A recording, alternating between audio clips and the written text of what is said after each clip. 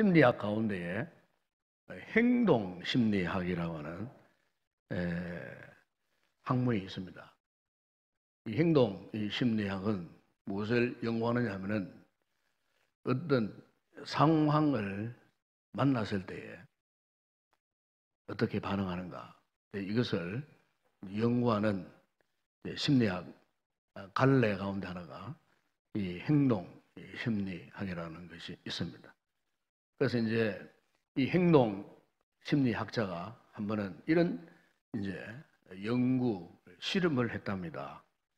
그것은 쥐를 가지고 빛이 전혀 들어오지 않는 물 항아리에 넣고 이제 지켜보고 있었다는 겁니다. 그러니까 캄캄한 빛이 전혀 들어오지 않는 그 흑암의 그 공간에서 이제 쥐를 항아리에다가 집어넣었는데 한 3분쯤 경과하니까 쥐가 그냥 저절로 죽어버렸다는 거예요. 그래서 이번에는 또 한 마리 이 쥐를 가지고 역시 그 항아리에 이제 물과 함께 집어넣고, 이번에는 빛이 완전히 차단되지 않는 어느 정도 빛이 들어오는 공간에다가 그것을 갖다 놓았는데, 물에 빠진 그 생쥐가 무려 36시간 동안 헤엄을 치고 있다는 것입니다. 그러니까 빛이 전혀 들어오지 않는 그 항아리에 담겨있던 그 생쥐는 금방 죽어버리고, 빛이 조금이라도 들어오는 항아리에 담겨있는 그 생쥐는 살아남았는데, 무려 죽은 그 생쥐보다도 700배 이상의 긴 시간을 끝까지 이제 버텨내고 있다는 것입니다. 이것은 무슨 시험이냐면은 사람이 어떤 극한적인 이 상황에 이렇게 들어가도 희망이 있으면 그 극한의 상황을 이겨낸다는 말이에요. 희망이 있으면. 희망이 없으면은 절망해 버리더라, 그 말이에요. 아마 여러분 원래 그 6월 달에 그 태국 치앙마이에서 이 축구 유소년, 태국 유소년 축구 선수들 11살에서 16살 아주 어린 아이들이 축구 선수였어요. 그래서 이제 코치와 함께 12명, 함께 13명이 이제 이 동굴 탐사를 하게 되었어요. 동굴 탐사를. 하나의 어떤 극기 훈련을 한답시고 이제 동굴 탐사를 해서 거의 그 동굴 5km, 약 한 5,000m, 굉장히 긴 동굴이었다 그래요. 그 5,000m 깊이까지 이제 13명의 이제 이 탐사대들이 들어갔어요. 들어갔는데 갑자기 밖에서 비가 온 거예요, 비가. 폭우가 막 쏟아지니까 알고 보니까 그 동굴은 비만 오면은 동굴 속이 물로 잠기는 그런 동굴이었어요. 그걸 모르고 이제 들어간 거예요. 들어갔는데 갑자기 밖에서 엄청난 비가 쏟아지니까 동굴에 물이 차 들어가 버려요. 그래가지고 이 어린 축구 소년들이 거의 15일, 보름 이상, 보름 가까이 그 동굴에 완전히 이렇게 감금되어 버린 거예요. 처음에는 실종되었다는 신고만 받았지 이 아이들이 어딘지 전혀 알 수가 없었어요. 그런데 이제 구조대원들이 이렇게 수색에 나섰는데 알고 보니까 그 동굴 속에서 인기척이 나는데 보니까 이 동굴 속에, 깊숙한 동굴 속에 이 13명이 완전히 고립되어 있는 그런 상태였어요. 그런데 이제 이 구조대원들이 구조하러 가려고 하니까 물이 차는 거예요, 물이. 물이 없으면 바닥으로 뛰쳐나오면 되는데 몇 킬로 정도 물이 차 있으니까 어떻게 할 수가 없잖아요.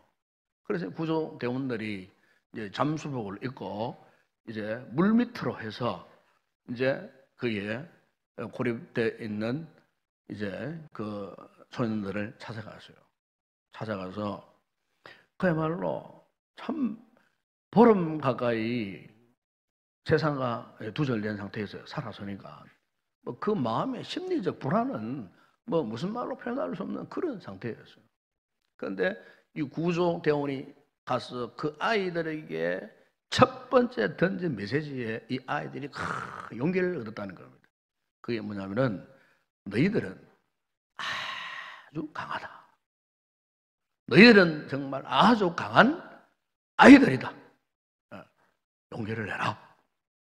그리고는 다시 이 구조대원이 구체적인 계획을 세우기 위해서 다시 빠져나왔어요. 그래서 이 아이들이 거의 보름 가까이 캄캄한 동굴에 갇혀 있었는데도 그 구조대원의 그 말 한마디에 그들이 큰 용기 백구해서 그래서 서로가 서로 의존하고 의지하고 서로 격려하면서 결국에는 그들이 한 사람도 희생 나가지 않고 고지를 표하면서 13명이 무사히 이렇게 구출된 그런 사건이 있었습니다. 만약 그들에게 그런 절망적인 상황 가운데에 희망이 없었다면 어떻게 됐겠습니까? 희망이 없으면 사람은 죽는 겁니다. 희망이 없으면. 이제 우리나라에 상품 백화점이 그 무너졌을 때 역시 거기에 박성현이라는 자매가 그 당시에 나이가 27살이었어요. 그 백화점 직원이었어요. 그런데 무너지는 바람에 그게 완전히 압사당하여서 15일 동안 맨 마지막으로 구조된 15일 만에 전혀 꼼짝달싹할 수 없는 그런 상황 속에서 그가 소방대원들이 물을 뿌리는 그 물이 흘러내리는 그것을 가지고 목을 축이고 그가 그 캄캄한 그 무너진 잿더미 속에서 버텨낼 수 있었는데 그것도 그가 나를 구원할 방법이 있을 것이다 라고 하는 한 가닥의 희망을 그가 버리지 않았기 때문에 그가 살아남을 수 있었다 하는 그런 이야기도 있습니다. 여러분 이처럼 오늘 우리의 삶에 있어서 정말 중요한 것은 희망을 가지는 겁니다. 소망을 가지는 겁니다. 우리가 아무리 인생을 살면서 절망적인 상황을 만나도 이 희망, 소망을 포기하면 그 인생은 그냥 끝나는 겁니다. 그럼 아무리 극단적인 상황을 만나서도 소망을 가지면 그 상황을 버텨낼 수 있고 이겨낼 수가 있다는 거죠. 오늘 우리가 이 본문을 보게 되면은 이 나오미의 이 가정을 보게 되면은 한때는 참 풍족했죠. 오늘 그의 고백도 있습니다만은 풍족했어요. 그러나 이제 이 베들레헴에 흉년을 피해갖고 이제 모압으로 갔다가 모압에서 한 10년 동안 살았어요. 사는 동안에 처음에 가지고 갔던 뭐 그런 물질, 재물도 다 낭비해버리고 남편도 죽고 두 아들도 죽고 그리고 달랑 이제 두 자부만 며느리만 남았어요. 모든 것을 다 잃어버린 상태에서 이제는 그야말로 자신의 고향으로 금이 환향이 아니라 모든 것이 다 버린 상태에서 알거지가 되어가지고 이제는 빈손으로 돌아올 수밖에 없는 그런 상황이에요. 오늘 본문은 바로 이 첫 며느리는 오르마는 자신의 뭐 고향 그냥 모압에서 남고 이 둘째 며느리 룻을 데리고 이제 이 나오미가 자신의 그 고향 베들레헴으로 이제 귀환하는 그런 귀향이라 그러죠. 귀향하는 그런 이제 장면을 보게 되겠는데 동네 사람들이 뭐라고 이야기하느냐 하면은 오늘 보면 19절에 보세요. 그들로 인하여 떠들며 이르기를 그래서 떠들며 이르기를 이가 나오미가 하느냐 떠들며 그래서 여기 떠들었다는 말은 무슨 말이겠습니까? 몰골로 돌아오는 그 나오미에 대해서 좋은 말을 하지 않는 거예요. 이 떠들었다는 좋은 의미가 아니에요. 환영의 의미가 아니에요. 아이고 저 나오미가 10년 전에 살아남겠다고 고향 버리고 저 모압으로 가대 말아. 아이고 저기 무슨 꼴이냐. 모든 거 다 잃어버리고 남편도 죽고 자식도 죽고 어떻게 아이고 저거 왜 저런 꼴로 저런 모양으로 돌아오느냐. 한마디로 말하면은 뭐 비난거리는 여기 떠들림이라는 그런 걸 말하는. 나오미가 아니냐? 네 이름이 나오미 아니냐? 그 나오미의 이름 뜻이 뭐냐면 기쁨, 즐거움이라는 뜻이거든요. 그게. 네 이름값대로 못 살고, 아이고, 네가 이게 무슨 꼴이냐? 예? 사람들이 그렇잖아요. 대개 보면은 다른 사람들이 잘 되는 모습 보면은요, 잘 되는 모습 대해서 칭찬을 하기를 싫어합니다. 남의 집에 잘 되어 보세요. 왠지 모르게 나의 아랫배는 살살 아파옵니다. 사촌이 뭐 논사면은 아프다고. 예? 사람의 심리가 그런 것 같아요. 이 죄송한 사람의 심성은 남 잘 되어 보세요. 그걸 좋게 평가 안 합니다. 좋게 바라보지도 않습니다. 8월 보면 나오미가 돌아오니까 이 동네 사람들이 그 고향 친구들이잖아요. 고향 친구들. 예? 이 고향 사람들이 나오미에 대해서 한마디로 말하면 비아냥거리는 거예요. 이 떠든다는 말은 그런 뜻이에요. 예. 네 이름값대로 살지 못하고 아이고 네가 모든 것 잃어버리고 돌아오는구나. 참 보세요. 절망 가운데 돌아오는 나오미에 대해서 위로하고 격려하고 참 안아줘도 환영해줘도 시원찮을 입장인데 오히려 모든 것 다 잃어버린 채 빈손으로 이렇게 참 돌아오는 비참한 이 나오미에 대해서 이 사람들이 그를 반겨주지를 못했어요. 오히려 그 이름을 빙자해서 비난하고 비판하는 그 같은 상황 속에 오늘 본문에 보세요. 이때 나오미의 반응이 참 위대합니다. 어떻게 보면은요, 나오미가 모압으로 갔다가 모압에서 실패하고 다시 베들레헴으로 돌아오는 이 행위는요, 이 믿음의 행위입니다. 믿음의 행위. 믿음의 행위예요. 믿음으로 지금 다시 베들레헴으로 돌아오는 거예요. 우리는 이 성경을 그런 관점에서 이걸 봐야 이 본문이 해석되어져요. 그냥 모든 거 다 잃어버렸으니까 오갈 데 없으니까 그냥 돌아오는 나오미가 아니라 그 말이에요. 믿음으로 다시 결단해서 믿음으로 다시 주님의 품으로 돌아오는 모습. 이게 나오미의 귀향의 모습이에요. 믿음으로 돌아오는데 사람들이 반응한 건 그렇지 않았어요. 얼마나 참 괴롭겠어요. 그런데 이런 상황 속에서도 오랜만에 나오미가 어떤 고백을 합니까? 20절에 보세요. 나오미가 그들에게 이르되 나를 나오미라 부르지 말고 나를 마라라 부르라. 마라라고 하는 말은 괴로움, 고통 뭐 이런 뜻이에요. 괴로움, 고통. 내 이름은 본래 기쁨, 즐거움이었는데 내가 하나님을 떠나서 모압에서 살다 보니까 내 인생이 이제는 마라로 바뀌었다.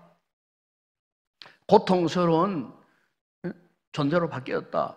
그러면서 그 말씀 하반절에 보면 중요한 고백을 합니다. 그게 뭐냐면 있는 전능자가 나를 심히 괴롭게 하셨습니다. 그래서 전능자가 나를 심히 괴롭게 하셨습니다.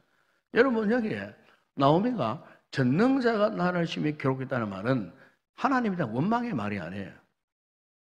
이것은 지금 나오미가 회개하는 심정으로 하나님이 나를 이렇게 괴롭게 했다고. 하나님께 다시 말하면 하나님께서 나를 이렇게 징벌하셨다고.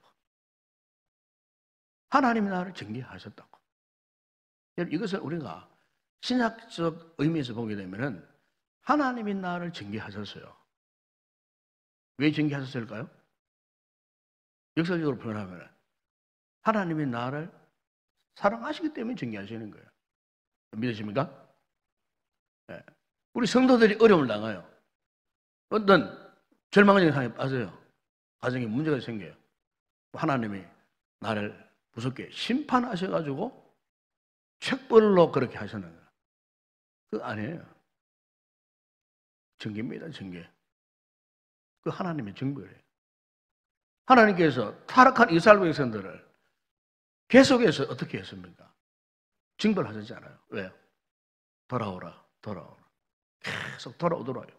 이스라엘 백성들이 회개하고 돌아오도록 하나님께서 이 모양 저 모양 여러 가지 이 심판에 두고 이 징계에 두고 채찍을 가지고 이스라엘 백성들을 하나님이 징벌하셨잖아요.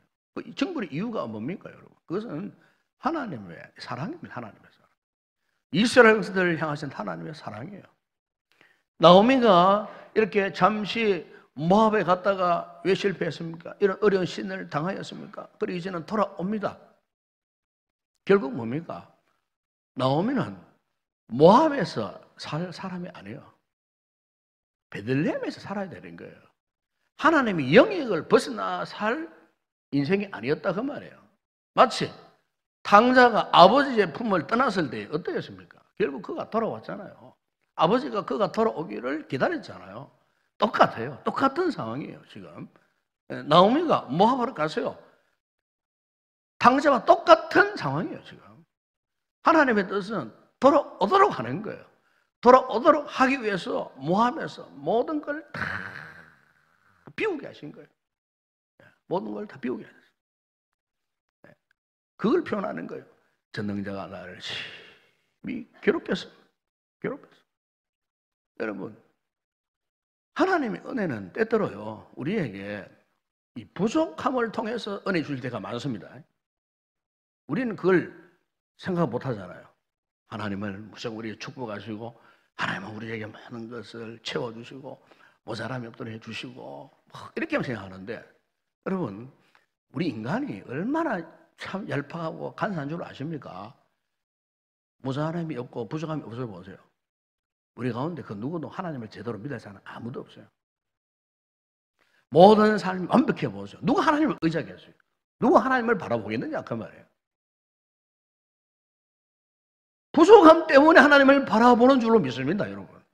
부족함. 부족함이 은혜예요, 부족함이. 이걸 아셔야 돼요, 여러분.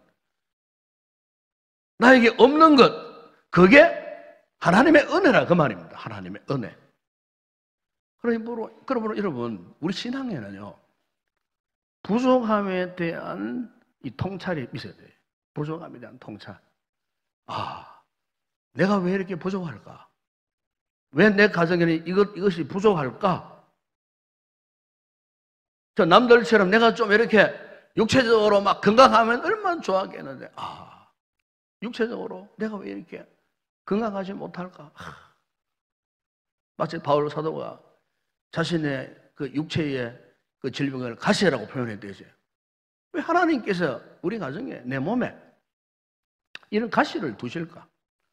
왜 우리 집에는 자식들이 이렇게 애를 먹일까? 에? 자식들만 잘 자라면 한이 없겠는데, 또 바를 게 왜 우리 가정에는 자식들이 이렇게 애를 먹일까? 우리 집에는 왜 돈이 없을까? 왜 이렇게 가난할까? 저 다른 집에는 보니까 막 그냥 길이 축축축 열리고 잘 나가는 것 같은데 왜 우리는 이 길이 잘 안 열리는가? 뭐 여러 가지 우리가 부족함이라고 말할 때 우리의 삶 속에 여러 가지 이런 상황들, 이런 것들을 다 포함하는 거예요. 그럼 여러분, 우리의 믿음 생활 가운데 부족함, 이 결핍, 이것은 하나님께서 우리에게 주시는 최고의 선물입니다. 아멘? 모든 거 채워주는 게 선물이 아니에요. 그러면 아까도 말했지만, 그래 되면 우리 하나님을 제대로 믿을 사람은 아무도 없어요. 아무도 없어요. 부족함, 결핍, 그 자체가 끝내요. 왜? 그것 때문에 하나님을 바라보게 하시고, 부족함, 결핍, 그것 때문에 하나님을 깊이 묵상하게 하시고, 부족함, 결핍, 그것 때문에 온 몸으로 하나님을 경험하게 만드시고, 부족함, 결핍, 그것 때문에 지속적으로 하나님을 의지하고 그분을 바라보게 하시고, 예수님께서도 산상보훈 마태복음 5장에 보면은 심령이 부한 자가 복이 있다 그랬습니까? 심령이 가난한 자가 복이 있다 그랬어요. 목이 마르지 않는 자가 복이 있다 그랬어요? 의에 줄이고 목마른 자가 복이 있다 그랬지 않습니까? 날마다 기쁘고 즐거운 삶을 살아가는 사람이 복이 있다 그랬습니까? 아니요. 애통하는 자가 복이 있다 그랬어요. 애통하고 목마를 하고 심령에 가난하고, 한마디로 말하면 부족함. 그래서 믿음 생활에서 참 중요한 것은요, 비우는 작업이 정말 필요합니다. 비우는 작업. 내 속에 뭔가 인간적인 것이 꽉 차 있어 보세요. 그러면요, 자꾸 하나님을 배역하게 만들고 내 신앙이 변질되어 버려요. 하나님 앞에서 영적으로 자꾸 비우는 작업. 비우는 작업. 나오미가 모압에 갔지만은 하나님께 버림받은 인생 아니에요. 버림받은 게 아니고요. 바로 거기에서 모든 걸 다 비우는 훈련한 거예요. 모든 걸 다 비우는 훈련. 비워지니까 어떻게 해서요? 다시 베들레헴을 찾은 거예요. 저 하나님을 찾았다 그 말이에요. 욥이 참 동방에서도 제일 가는 부자예요. 의인이었어요. 흠도 없던 그런 사람이었어요. 하루아침에 하나님께서 그의 삶을 송두리째 다 비워버리셨어요. 10남의 자녀가 다 몰살당하고 가지고 있다. 수천의 양, 염소, 암나기 할 것 없이 모든 게 다 약탈당하고 마지막에는 자신의 몸 가지고 병들고 유일한 동반자 아내까지도 하나님 욕하고 죽으라 하고 떠나버려요. 한때는 그렇게 우정 어린 친구들조차도 와가지고 그를 격려함나시고 왔지만 자꾸 상처를 주고, 예? 친구들도 소용이 없었어요. 한마디로 그에게 있었던 것은 아무것도 없었어요. 모든 걸 다 그냥 비워버리는 상황. 이때 여러분 유명한 욥의 고백이 있죠. 1장 21절 22절에 내가 못해서 알몸으로 나오사온소 또한 알몸이 거리로 돌아가오죠. 주신 이도 여호와시오 그 하신 이도 여호와시오. 여호와 이름이 찬송을 받을지이다. 그러면 욥이 어떻게 했다고요? 이 일로 인하여 범죄하지 아니하고 하나님을 향하여 원망하지 아니하니라. 자, 여러분 욥의 인내와 욥의 신앙이 위대함이 뭐냐면은 그가 비워졌을 때에 하나님을 원망하지 않은 거예요. 절망하지 않았다 그 말이에요. 오늘 우리 성도들에게도 있으면 마찬가지입니다.